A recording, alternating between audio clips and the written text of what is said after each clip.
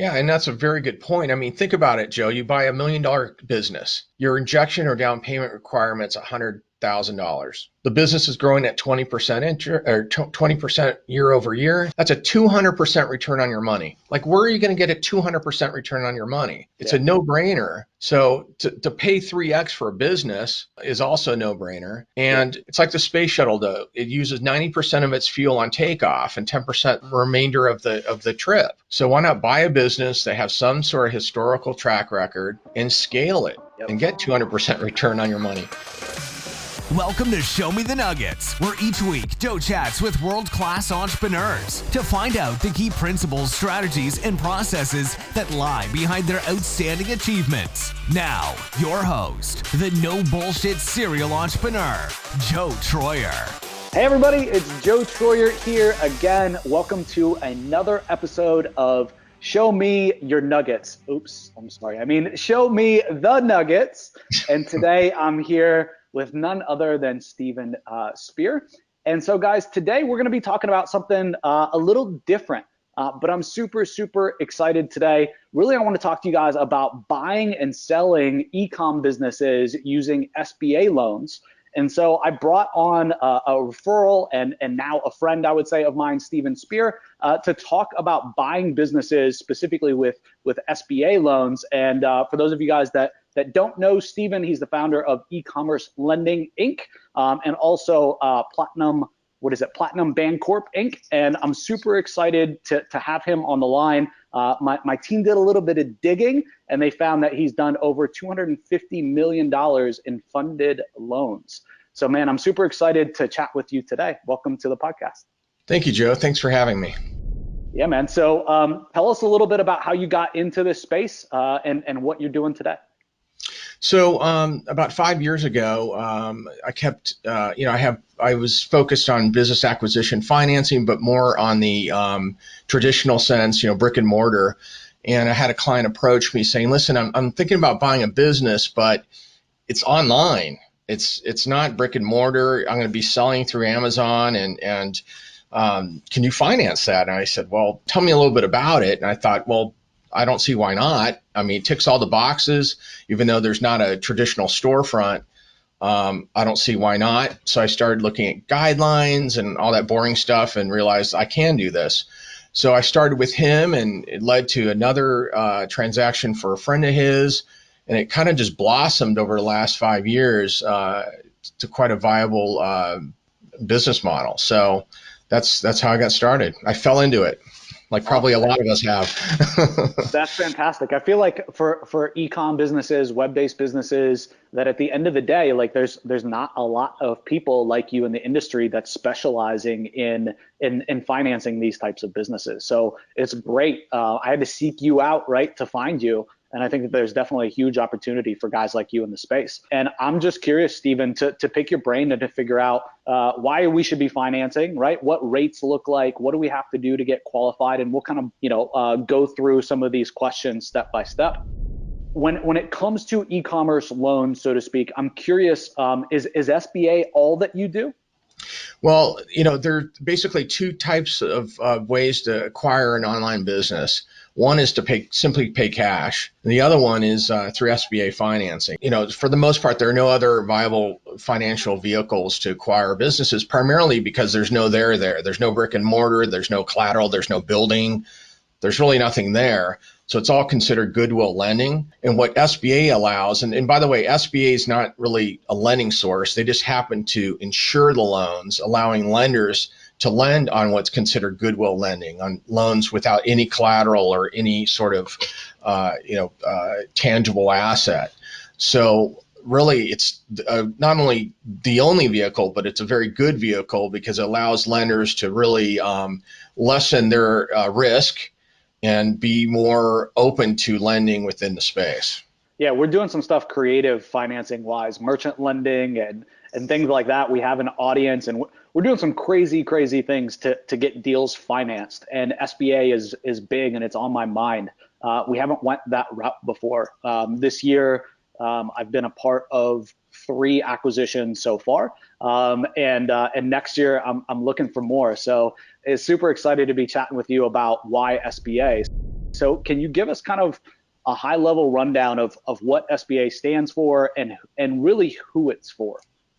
So many years ago, the government, truly realized that the way to spawn growth and increase the economy is lending to small businesses, which are essentially the backbone of our country.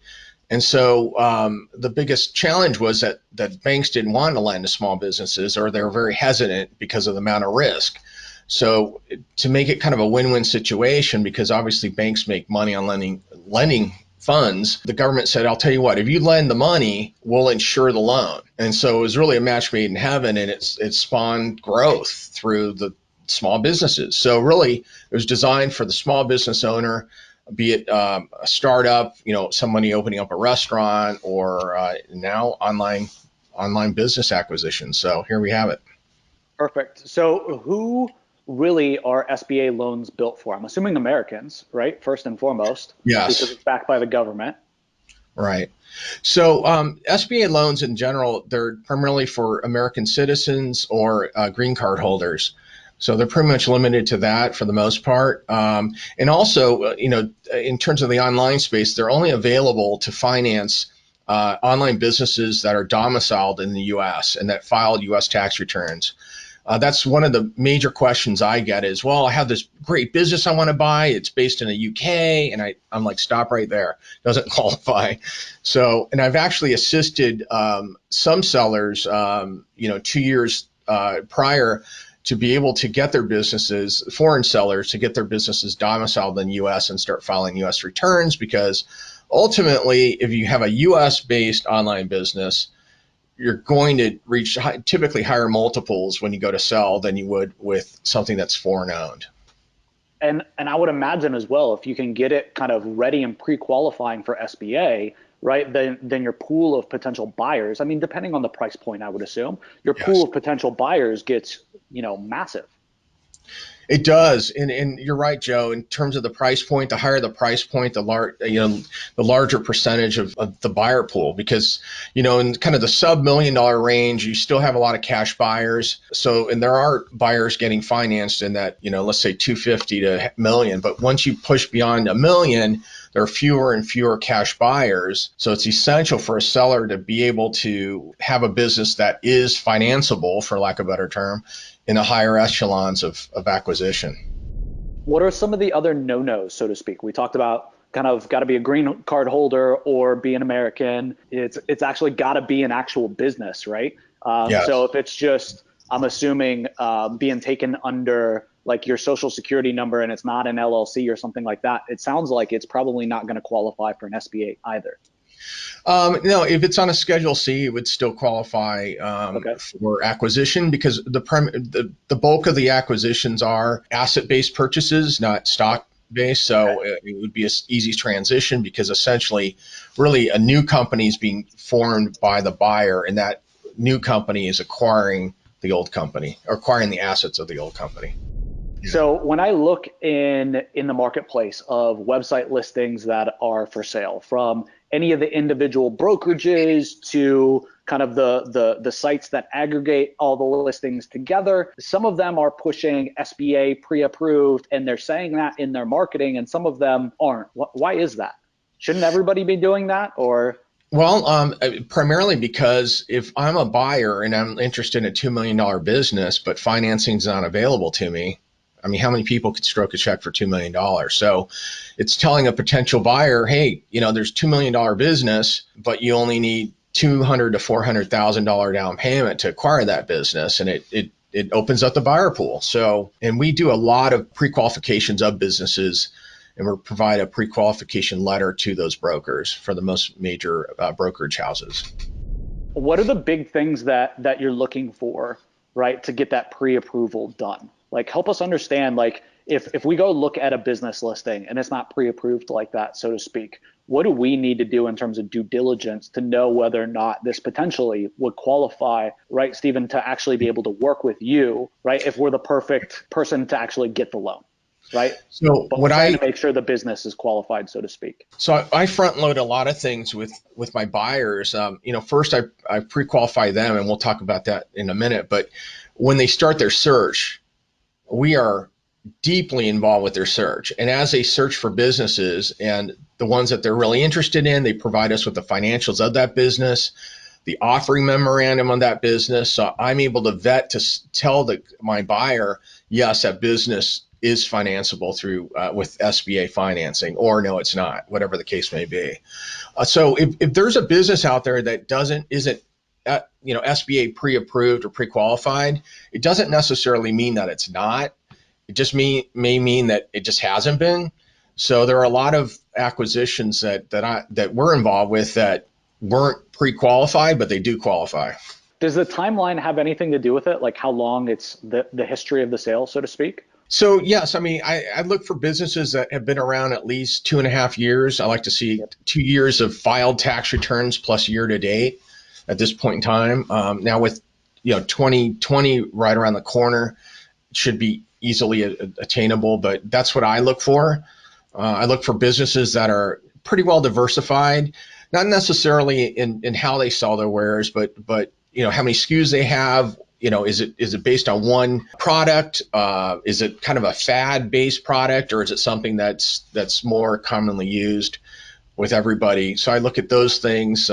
Is it strictly FBA, or is it 3PL, or a combination thereof? So I look at a myriad of different things to determine if it's financeable. So I guess moving into how a buyer becomes pre-qualified, right? And what are kind of the qualifications for them? So if somebody's sitting on the podcast right now, they're listening and they're like, Stephen, this sounds great. SBA loans, backed by the government, low rates, a potential opportunity for me to get financed. What do they need to look like, right? What do they need in terms of assets? What's their credit need to look like? What are kind of the starting criteria, so to speak, to know if they should come talk to a guy like you? So once they reach out to me, I set up a buyer call and ask them a series of questions. I also have them provide me with a personal financial statement that reflects their liquidity, if they have outside income, and what their debt load is, just to kind of give me a broad idea of what they're about. So I look at personal liquidity. I also look at business acumen. So I'll ask a series of questions during that interview. If they have direct industry experience or indirect. If they have indirect, what transferable skill sets do they possess, to really get an overall profile of the buyer. And I have some buyers that have tick all the boxes, but they're trying to acquire a $3 million company and they have no direct industry experience. That's going to be a tough one. But those are some of the things I look at. In terms of credit, it's not so hypersensitive like when you go buy a house. As long as you have good credit, quote unquote, it's fine. It's not where, it's so hypersensitive when you buy a house. It's, every last numeric, indicator determines what kind of interest rate you get. It's not like that on the commercial side. So, but those are some of the things. And then I try to get a sense of what price point they're looking at and determine if their profile fits that price point. And sometimes it does, sometimes it doesn't. And then in terms of the process, when you're working with buyers, like what's an SBA loan cost? How's the process work? Like, I'm sure that there's, got to be attorneys involved, funding time. Like what's that process look like? So once my client's pre-qualified and goes out and finds a business, he or she goes under LOI typically. Sometimes some brokerage houses go straight to APA, but generally it's LOI. And then once I receive the LOI, we send out a loan packet via email requesting certain documents. They upload the documents to our secured server, and then we move forward with the submission part of the loan. Generally, the process, once we have everything from the clients, 45 to 60 days. It's really predicated a lot on the buyer. We have some buyers that get us everything we need right away, and some buyers, I have one buyer right now, it's been 2 months, and I'm waiting for things. And so it's really predicated on the buyer in terms of speed. One thing I need to note is that some people are kind of hesitant to go the SBA route because of timing. And usually the thing that determines time is the buyer. It's not the lender. It's not the SBA or anything. So cash transactions obviously are quicker, and all sellers probably want a cash transaction. But when you have financing available, it drives up their price point. So you got to kind of look at positives and negatives towards a buyer getting financing. And in this space, I mean, I would say probably above what, $500,000 getting a full cash offer without terms. I mean, what are the chances? I mean, really, I don't think like an SBA should turn people off. Just my point of view. I mean, what do you see, or what are your thoughts? My thoughts are, all things remaining equal, sellers end up getting more money for their businesses when there is financing available. They just need to be patient. And it's really not heavy lifting on their side. It's more heavy lifting on the buyer side. So it's not where the seller has to really go bend over backwards to help facilitate the loan part of it. It's really all buyer. So they just have to be patient that it's going to take up to 60 days. That's it. Yep. And at the end of the day, I mean, every LOI that I've done, and I haven't done that many, but every LOI that I've done, I mean, is 30 days at minimum anyway. That's your inspection period. That's when you're going through everything, vetting everything out. So, I mean, if that's happening at the same time that you're getting everything approved, it doesn't seem like that's really going to hold the process up either. Joe, that's an excellent point. One thing that I really encourage for my buyers to do is during their due diligence process, kind of running two rails. During their due diligence on the business, at the same time they're doing the loan process. And you're right, it doesn't really add that much time at the end of the day. So I mean, if you were going to do due diligence, right, you're going to put down an LOI, then do due diligence for 45 days or 30 days, and then start the financing. Obviously, that's going to add unnecessary time. But if you do them, like you said, in parallel, yeah, I think that's a no-brainer. And that's one thing that I would say 100% of my clients do through my encouragement is do it parallel. If something happens during due diligence that you don't like and you want to pull out of the deal, that's fine. I mean, you don't lose anything on my end. So. Yep. On the seller side, you brought up that there's not a whole lot to be done, right? It's more on the buyer side in terms of an SBA loan. Can you talk us through that, right? What's required for them on the SBA loan? Really just taxes and tax returns, or financials, P&Ls, maybe some questions in regard to suppliers, but really very minimal, very, very minimal. So I'm assuming these deals, you're looking at probably a turnaround time of somewhere around 90 days, realistically. Is that right? If somebody comes to you and they're pre-approved, so to speak, right, to get a business actually funded and out the door, get the deal About done? 60 days. 60? I would say 60 days on average. Man, that's tight. That's better than I would have thought. Again, it's predicated on the buyer. I have some that I'm at 4 or 5 months because of the buyer. So. In that initial loan packet, so to speak, what are the things that you're asking for? I mean, I'm sure it's pretty simple. I mean, tax returns and things like that, right? Like everything that you have in your possession, probably on a PDF on the cloud, on your, one of your Google Docs account or something. But basically your tax returns, your asset statements, and really just a couple of SBA forms need to be filled out, very basic. A resume, and that's really it. As it gets deeper, we do require a business plan. So now you've put an LOI in on your business. What do you plan on doing with this business? So that's one of the things that we request, as well as projections. How formal does that business plan need to be? Are you looking for like a 10-pager, a 5-pager, a 100-pager? Obviously, there's varying degrees, right? Of substance over form is the accounting term is. Ultimately, I've had ones that are really good that are 3 pages long.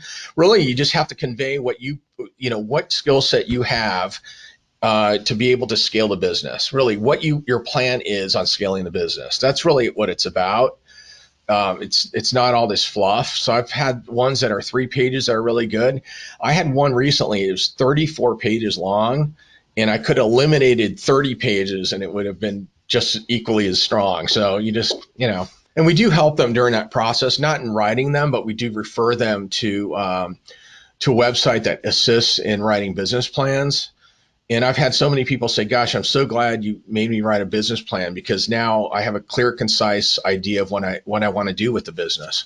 Perfect. Have you heard of Alan Dibb by chance? No, I have not. So he wrote a book, and I just interviewed him here for the podcast, the One-Page Marketing Plan. And it's brilliant. And really, I would argue that everything that you really need on a business plan, besides projections, is on that one page. Wow. I mean, it is very, very well thought out. So I'm thinking, yeah, probably that one page plus projections, and your resume isn't on there either. It's truly a business plan. So if you have that one page, kind of your projections and a resume, I mean, it's all the marketing stuff that you're going to do, how you're going to drop costs, what you're like, it's all the things that somebody's going to want to see, like you said, Stephen, of really how they're going to grow the business and what that plan looks like. Yeah, and I think the common mistake that some of my clients make is they describe the business and tell me all about the business, but they never say, here's what I plan to do with the business. That's the major thing I try to tell my clients to do, is that you need to fluff your feathers and why you're the person for that business and why the business is the one for you. Stephen, I'm curious, what's the biggest loan you facilitated for EECOM? Right at the maximum, $5 million. Yeah. Okay, so that's the maximum. Yeah, maximum is $5 million. Our average is about 1.5. Okay. Does it get substantially harder going from that 1.5 to 5, or not really? It's like if you're qualified, you're qualified. Does it get substantially harder? There's more risk for a bank, so they're going to be a little bit more scrutinizing. And obviously the business acumen has to be quite a bit larger or higher than someone buying a $1.5 million business, but everything's the same. What are the common reasons that you see deals falling apart in the marketplace today, right? So deals that you're actively working, you're trying to get financed, that end up not actually being funded and not actually end up going through. That's a really good question, Joe. During buyer due diligence, they uncover something that wasn't disclosed to them by the seller. That's the common one. I just had one recently where the seller was involved in some things that he probably shouldn't have been, and got fined by the SEC. And my buyer, this just happened yesterday, by the way, and my buyer found out and pulled out of the deal. That's a big Although it wasn't directly because of the actual business he was buying, but it showed a lack of character on the seller's behalf, on seller's part, so he pulled out. Primarily that, I would say during due diligence. Is there a multiple on a business, right, that SBA loans are looking for, right, for you to stay at or stay under? No. It's really more, like you said, based upon the buyer, so to speak. It's based upon the business. So, certain businesses, SaaS, for example, the multiples are different than they are with FBA businesses, for example. So you really can't really pinpoint a multiple. And I know that I've seen multiple charts depending on price point, how they continue to go up. So really, it depends on the business, really. But we look at cash flow. Ultimately, SBA requires us to look at the cash flow of the business. If the business generates enough cash flow to support the monthly payment, that's what we look at primarily. Perfect. Well, let's talk about those monthly payments and how long the loans are for, what interest rates kind of currently are looking like, et cetera. Help me break down the math. Okay, so I'll break down the typical business or the typical loan structure, and then I'll go into that. So the loans are 10 years, not 5, not 20. They're 10-year loans, and they're different pieces of the loan. You have the business acquisition. You typically also finance the on-hand inventory that the seller has. So that's another piece. The other piece I always incorporate into the loans I do is working capital, and that's generally for post-closing inventory acquisition. So obviously, especially closing at this time of the year, the buyers want to close and order inventory ASAP for the holidays. So, and then I also roll in the closing costs into the loan. So those comprise of the entire loan structure. Okay. And what's closing costs, since you brought it up? What do fees look like typically? If you had to add up the SBA fee plus the third-party fees, for example, for business evaluation and title and attorney and all that, it's about 4% all in, and that gets financed into the loan. Okay. And then rates for the 10-year term, like what's normal, or how's it change, or tell me about the rates on the 10-year. Normal is prime plus 2 3/4, which right now is at 7.5%. Okay. Yeah. I mean, compared to anything else that you could potentially get on the market, how do you even compare? I know exactly. That's amazing. And So go ahead, Stephen. no, I was going to also touch on down payment or injection. Depending on the size of the transaction, it determines how much down payment you have to put in. It's called injection on the business side of things. But, the SBA only requires 10% down payment, but lenders have their own overlay. So as the per acquisition price goes up, the amount of down payment requirement goes up as well. So you could basically assume up to $1 million, a 10% injection or down payments required. $1 million to $2 million, roughly 15%, maybe 20, and then above $2 million, generally 20, maybe even 25% injection or down payment. Yeah, that helps big time. So up to $1 million, 10%, 20%. Okay. So it kind of scales up. Additionally, generally a transactions above 2 million have some sort of seller note, although not required, but most of my buyers want to have a seller like to have the seller have some sort of skin in the game once to help with the smooth transition, and they have a vested interest in the success of the business moving forward. Okay, so you're saying deals are being structured over 2 million with some type of earnout, are you saying, or some type of performance basis? Or it can't be performance based. It's just more of a seller note. Okay. So a seller note for typically 5 or 10% of the acquisition price, Joe, is generally factored in. It's, again, not a lending requirement, but most of my buyers have some sort of seller note.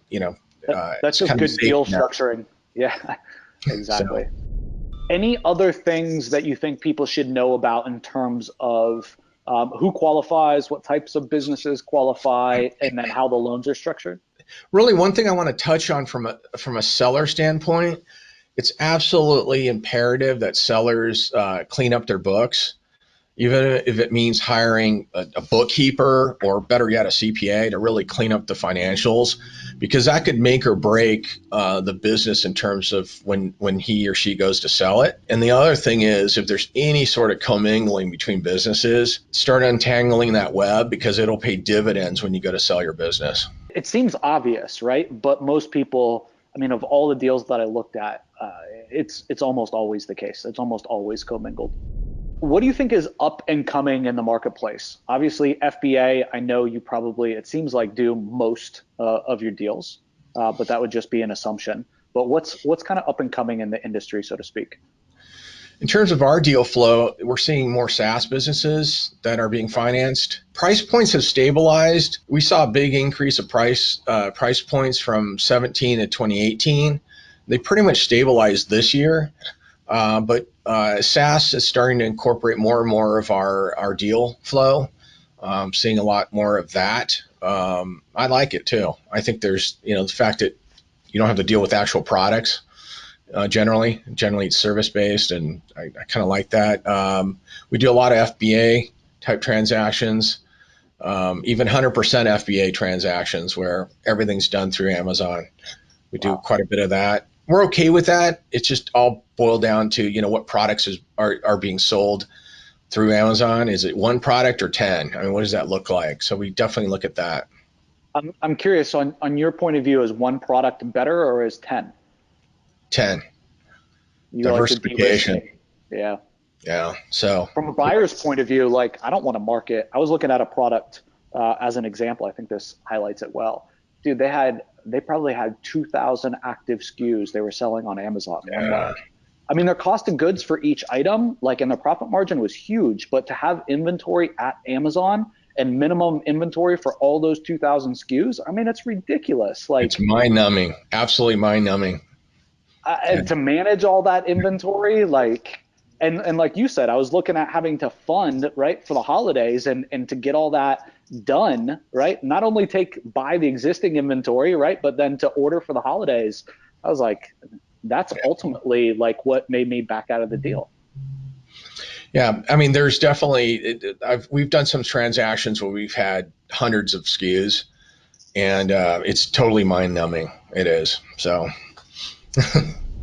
Are you seeing a lot of e-com come across that is maybe some FBA, but more direct to consumer, Shopify, typical advertising routes versus just FBA? Or, you'd say it's mostly FBA these days? No, I've seen some diversification this year. I think, with some of the Amazon changes in 2017, 2018, kind of it spooked out some sellers, some third-party sellers. So I'm seeing more diversification, Spotify, as well as fulfillment diversification, being able to fulfill through 3PLs and instead of just strictly Amazon. I'm seeing a little bit of that as well. So let's pretend I got a 4-month-old business, which I may or may not have, that is like going like this, right? I'm concerned about being able to keep up the trend of that, right? Long-term for stability purposes, and being able to exit. Right? Because I don't want it to go like this and then start flatlining when I go to sell. Obviously, it's going to make things harder.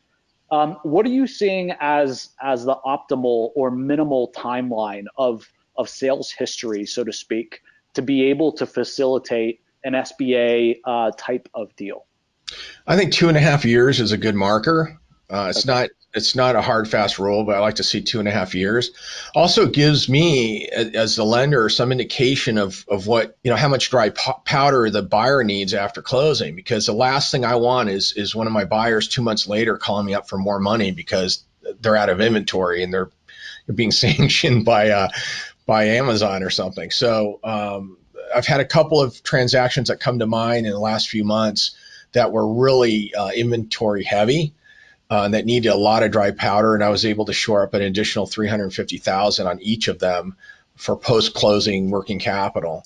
So the biggest struggle with buyers, I think, is cash. After closing, being able to have enough cash to continue that trajectory, and that's why you start getting sawtooth. So you're almost become a victim of your own success as a buyer. Yep, 100%. And I want to talk about that and kind of segue there. Ultimately, the conversation so far has been all about really buying businesses versus building, right? Is kind of the context of the conversation.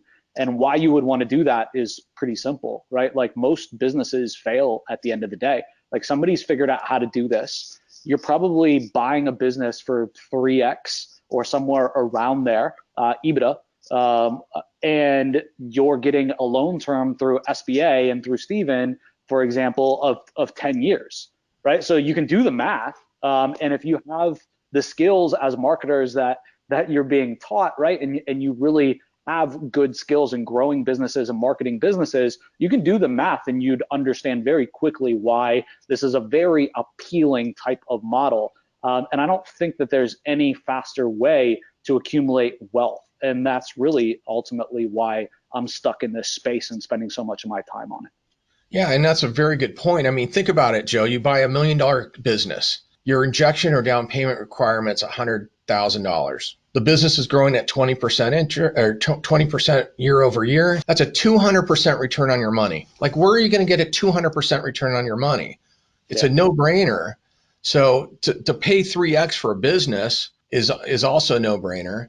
And, it's just like the space shuttle, and I have a lot of my buyers going, maybe I'll just start my own business. And I'm like, okay, it's like the space shuttle though. It uses 90% of its fuel on takeoff and 10% the remainder of the trip. So why not buy a business that has some sort of historical track record and scale it and get 200% return on your money? Yep. And then in 3 years, dump it and do the same thing all over again, right? Like if you did that 3 or 4 times in your lifetime, like how are you not set? And I have buyers that have done that. They've walked away with a lot of money just because of that. So that's interesting. They've come back to you multiple times for SBA loans? Absolutely.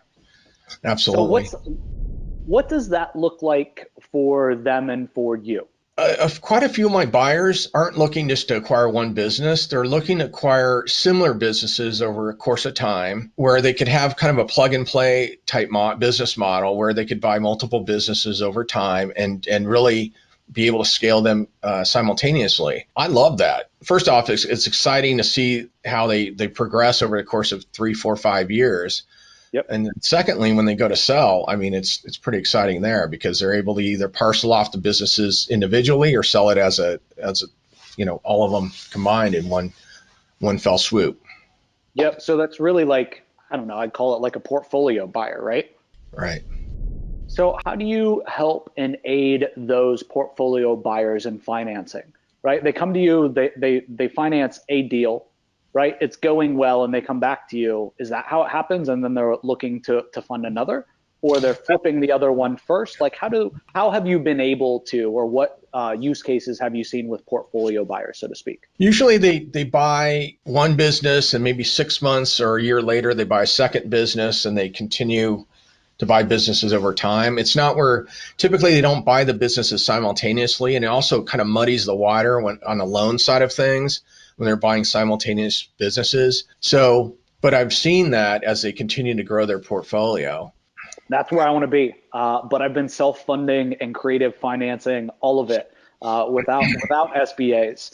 And they're working and it's going really, really well. The disadvantage is that the cash flow is very poor because I'm shoving the cash flow right into the business, and there's not always a ton of cash flow to grow the business then, right? Because I'm just worried I'm just paying off the debt as fast as possible, basically. Right. And quite honestly, I have a lot of buyers that have the cash to pay cash for a business, and they choose not to for that very reason. They're able to finance the business, the acquisition of business, and have money left over for either subsequent acquisitions or be able to put cash that they have in reserve towards purchasing inventory or scaling that business.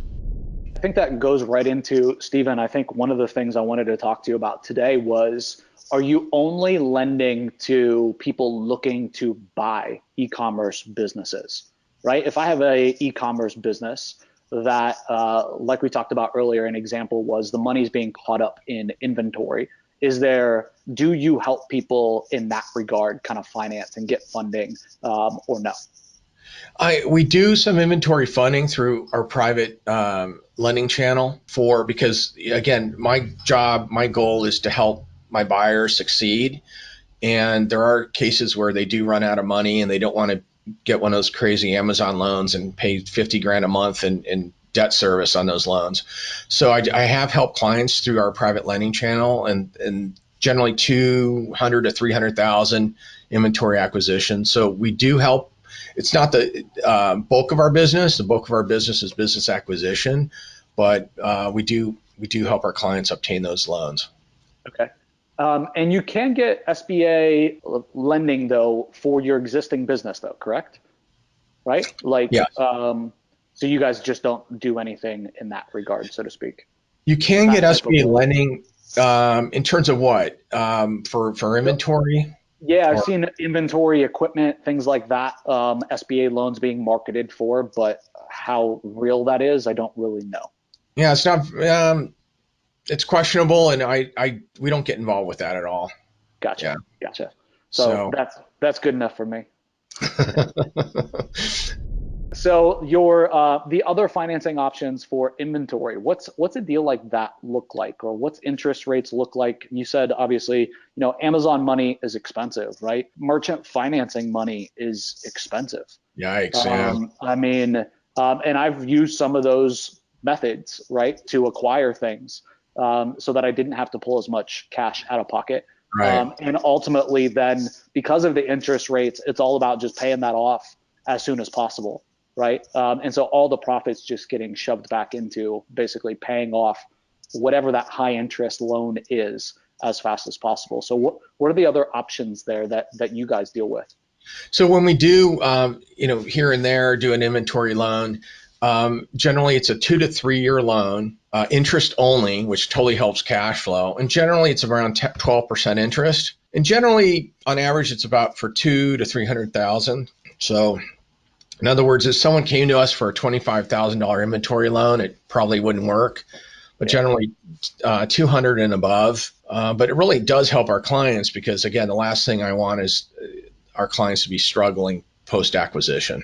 Yeah, that's the biggest problem, obviously. I mean, marketing changes and you got your marketing costs, but that money is freed up pretty quickly, right? It cash flows, right, so to speak. The inventory cost can be a big problem.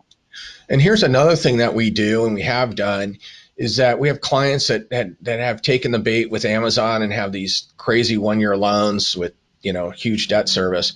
We've refinanced those into our product and help cash flow tremendously.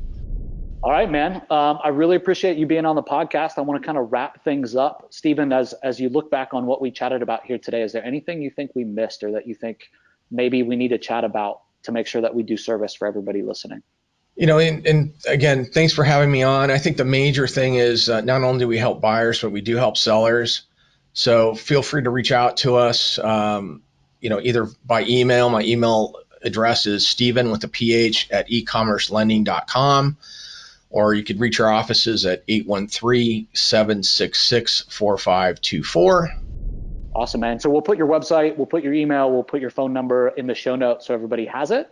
Right. And in parting, I'll ask you one more question. So Okay. At the end of every podcast, it seems like everybody asks, the show host asks everybody to recommend 3 books. We do something a little different here on Show Me the Nuggets. I want to ask you, what's the one book that, as you look at your business today and what it looks like and the operations and what you have and how things are ran, what's the one book that you think has made the biggest impact on the way that you do business? 4-Hour Work Week by Tim Ferriss. Perfect. And primarily when he touches on the Parkinson's rule, which essentially says if you give yourself all day to do a task, you're going to take all day to do that task. So I really try to give myself limited amount of time to do a specific task. So highly recommend that book for all you listeners and on this podcast. All right, beautiful. Stephen, thank you so much for coming on the podcast and sharing so openly with everybody. I'm super excited to be working with you personally. And I know that I'm sure a lot of other people will be reaching out to you as well. Great. Well, thanks for having me, Joe. I appreciate it. All right, guys. See you later. Bye, guys.